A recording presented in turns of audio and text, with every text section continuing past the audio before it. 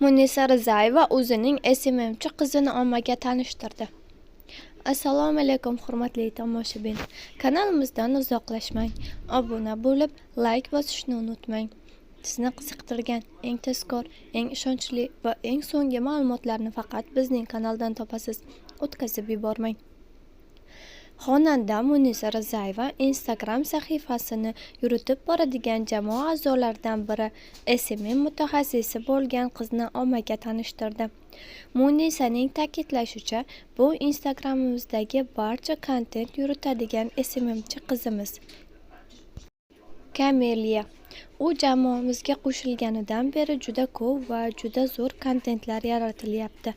Prosmotrlarimiz ham oshib yaxshi natijalarga erishyapmiz, dedi xonanda.